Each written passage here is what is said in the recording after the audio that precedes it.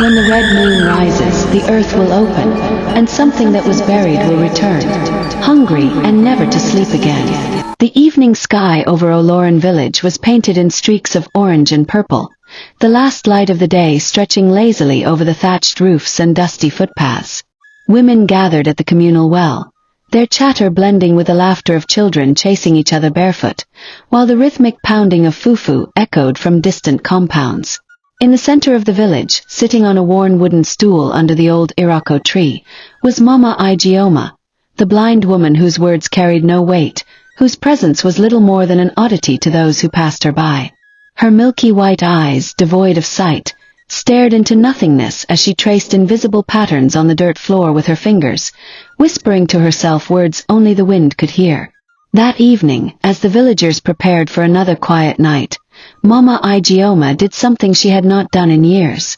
She straightened her frail back, lifted her head toward the darkening sky, and spoke in a voice that trembled with urgency.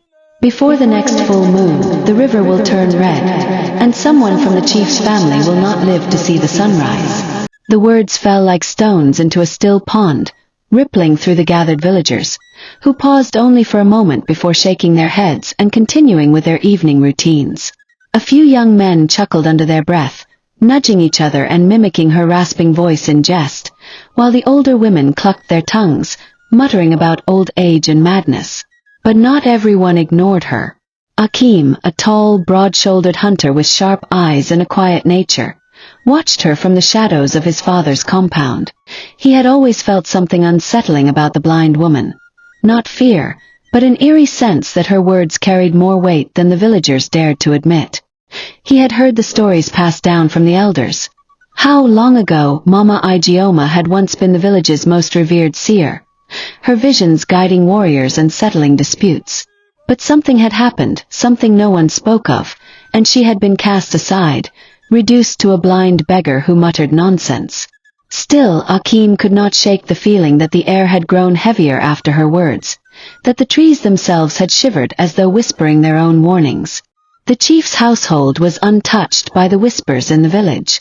Chief Okon, a proud and aging man with a belly full of wealth and power, laughed heartily when his youngest wife mentioned the blind woman's words in passing.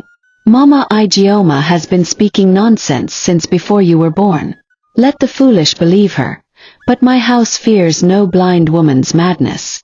His laughter rang out over the compound, but his eldest son, Dairon, did not laugh.